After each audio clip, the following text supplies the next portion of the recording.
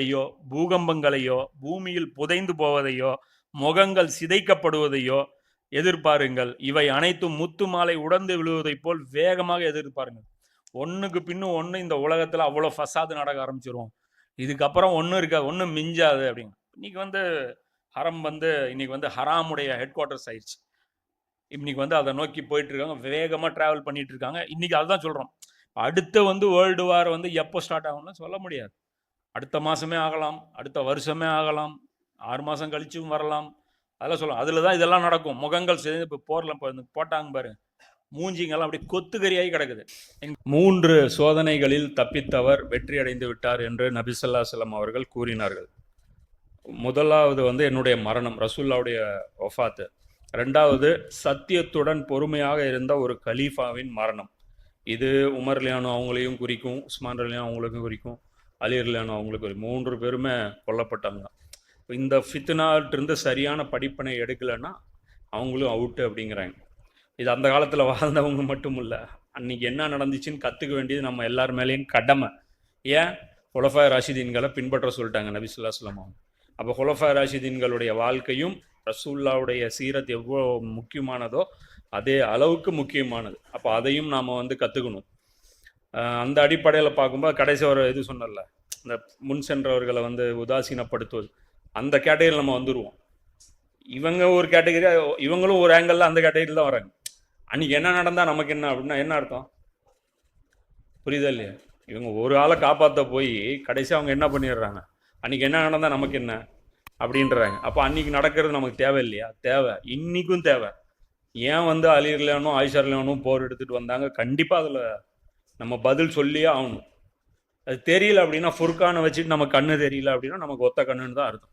இப்போ அதையும் வந்து ரசூலுல்லாஹ் மென்ஷன் பண்ணுறாங்க. 3 பெரிய ஃபித்னா. அது 2வது. முதல் ஃபித்னா அது அரபுகளுக்கு அந்த காலத்தில் மட்டும். ஏன்? அது வந்து ரசூலுல்லாஹ் இருக்கிற வரைக்கும் பயந்து இஸ்லாத்தில் இருந்தாங்க. அதுக்கப்புறம் என்னன்னாங்க, ஜகாத்லாம் தர முடியாதுன்னு அவங்களுடைய அந்த சுயரூபத்தை காட்டினாங்க. அதுக்கப்புறம் அபூபக்கர் ரலியல்லாஹு அவங்கள மறுபடியும் கண்ட்ரோல் பண்ணி வச்சாங்க.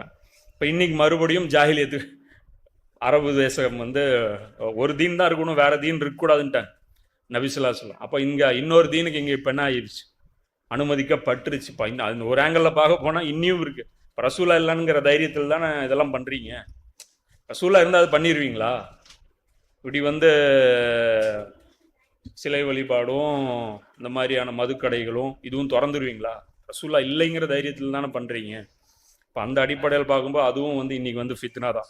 இப்போ யாரெல்லாம் அதை பார்த்துட்டு வாய் மூடி மௌனியாக இருக்காங்களோ அவங்கெல்லாம் எந்த கேட்டகரியில் வருவாங்க? இந்த பனி இஸ்ராயல்களுடைய அந்த உலமாக்கள் கேட்டகரி. நல்லா சொல்கிறாங்களே, அஹபார்களும் ரப்பானியன்களும் என்ன பண்ணிட்டு இருந்தீங்க? அவங்க ஃபசாது செய்வதை விட்டு நீங்கள் தடுக்க வேண்டாமா ரசூலா கேட்குறாங்க இல்லையா? இப்போ குரானில் அல்லாஹ் கேட்குறேன். இப்போ அது மாதிரி இது ஒன்று. அப்போ 3வது என்ன அப்படின்னா தஜ்ஜால் அப்படிங்கிறாங்க. இது வந்து ஹாக்கிமில் 4548வது ஹதீஸ். இப்போ இது ஒரு முக்கியமான ஹதீஸ். அடுத்தது பார்த்தீங்க அப்படின்னா நபி ஸல்லல்லாஹு அலைஹி வஸல்லம் அவர்கள் சொன்னது, ஒரு நாள் நபி ஸல்லல்லாஹு அலைஹி வஸல்லம் அவர்களுடன் நான் நடந்து சென்று கொண்டிருந்தேன். யார்? அபூதர் ரலியல்லாஹு போகிறாங்க. எனது உம்மத் மீது தஜ்ஜாலை விட ஒரு ஃபித்னா உள்ளது, அதைத்தான் நான் அதிகம் அஞ்சுகிறேன். தஜ்ஜாலுக்கு கெடுக்கிறத விட அதை விட ஒரு மோசமான ஃபித்னா இருக்குங்கிறாங்க. அல்லாஹ்வுடைய தூதர் அது என்ன என்று கேட்டேன். வழி கெடுக்கும் இமாம்கள் என்று கூறினார்கள். வழி கெடுக்கும் இந்த தலைவர்கள்.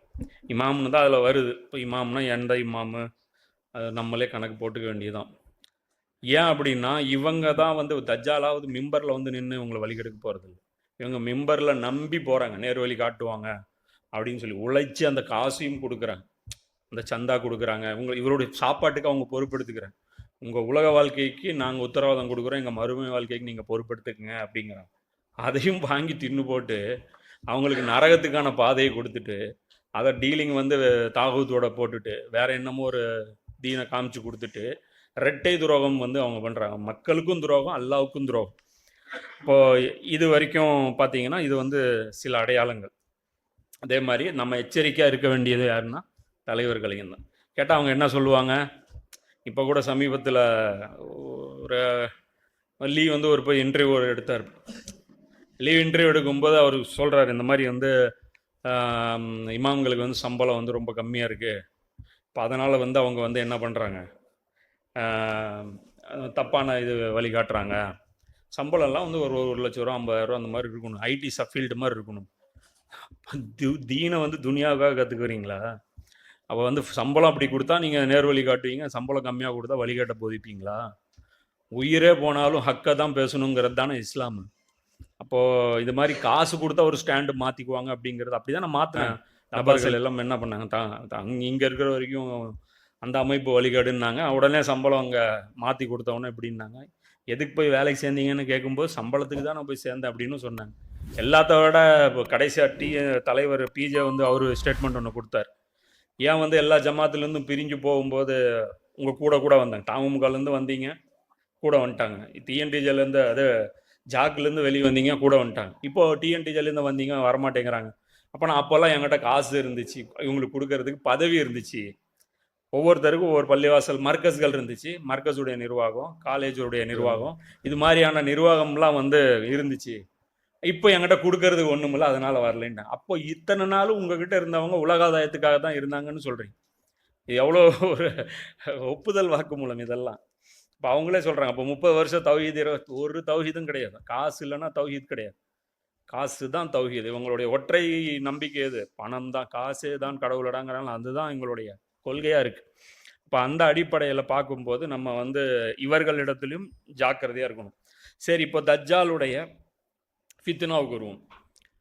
இப்போ தஜ்ஜாலுடைய ஃபித்னாவை பொறுத்த வரைக்கும் குரான் வந்து தெளிவாக நபி ஸல்லல்லாஹு அலைஹி வஸல்லம் அவங்களும் சொல்கிறாங்க. அது கஹஃப்ல, சூரா கஹஃப்ல இருக்கக்கூடிய அந்த இதுதான். கஹஃப் டோட்டலாகவே நம்ம டீட்டெயிலாக அதில் பேசியிருக்கோம். ஸோ அதிலிருந்து ஒரு போர்ஷன் மட்டும் நான் எடுத்து பேசுகிறேன். நிச்சயமாக நாம் இப்பூமியின் மீதுள்ள அனைத்தையும் அதற்கு அலங்காரமாக ஆக்கியுள்ளோம். இவர்களில் மிகவும் சிறந்த செயலை செய்பவர் யார் என்று இவர்களை சோதிப்பதற்காக. இந்த உலகத்தை வந்து அல்லாஹ் என்ன பண்ணியிருக்கான்? அலங்காரமாக ஆக்கியிருக்கான். புரியுதா? இந்த அலங்காரம் எதற்காக அல்லாஹ் ஆக்கியிருக்கான் அப்படின்னா, அமல்களில் சிறந்தவர் யார் என்று சோதிப்பதற்காக. இறுதியில் நிச்சயமாக நாம் இவை அனைத்தையும் வெற்றுத்திடலாய் ஆக்கிட இருக்கின்றோம். இன்னும் கொஞ்ச நாள்ல என்ன பண்ணுவோம்? இந்த அலங்காரத்தை அப்படியே இந்த மேக்கப்பை கலைச்சிருவோம். ஒரு காலத்தில் அல்லாஹ் வந்து இந்த பூமி உருண்டை உருவாக்கும் போது வெறும் உருண்டை தான் இருந்துச்சு.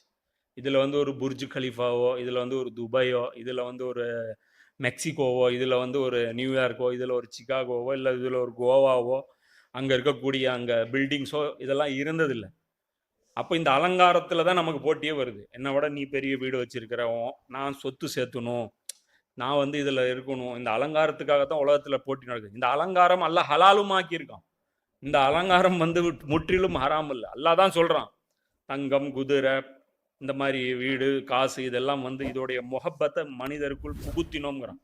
அப்போ அல்லாஹ் தான் நம்மளை இது பக்கம் வந்து போக சொல்லியிருக்கான். இல்லைன்னு வச்சு இந்த உலகம் இயங்காது.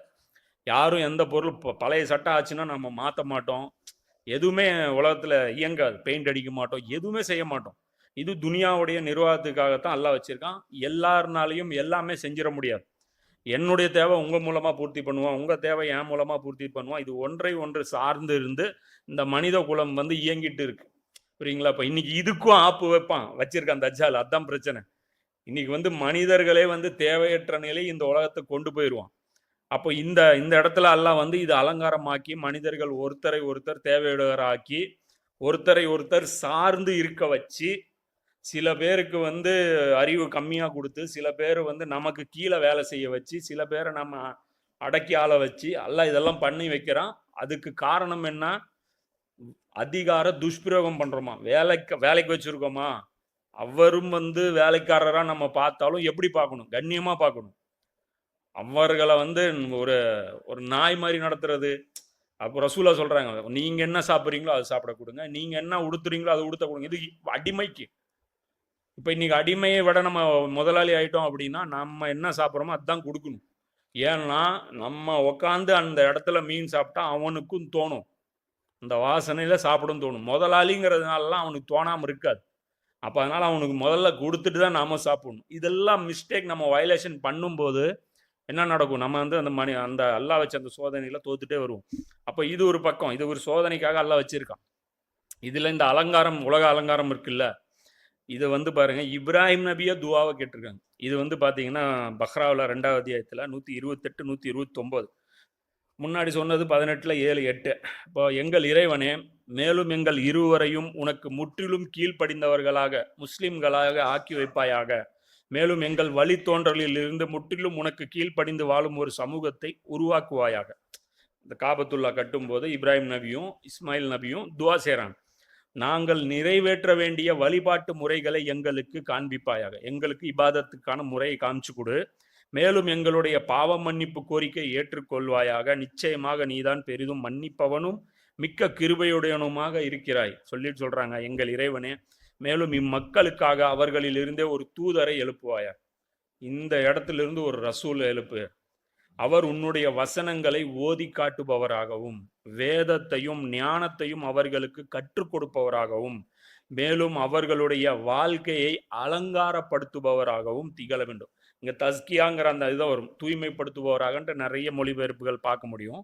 ஆனா இந்த இடத்துல வந்து உருதுல பார்த்தீங்கன்னா அவர் மௌலானா மௌதூத் என்ன மொழிபெயர்த்திருக்காருன்னா சவார்தே, அதாவது அலங்கரிக்கிற அந்த அந்த மீனிங் பயன்படுத்தியிருக்காங்க. அதுவும் ஒரு மீனிங் அந்த வார்த்தைக்கு இருக்கு. அப்ப ஆக்சுவலா ரசூல்லா பண்ணது அதுதான். இந்த உலகத்தை வந்து ரசூல்லா வந்து அழகாக காக்கி காமிச்சாங்க. அந்த பசியும் பஞ்சத்திலும் பட்டினியிலும் கிடந்த அந்த அரபு பாலைவன வாசிகளை தன்னிறைவு பெற்றவர்களாக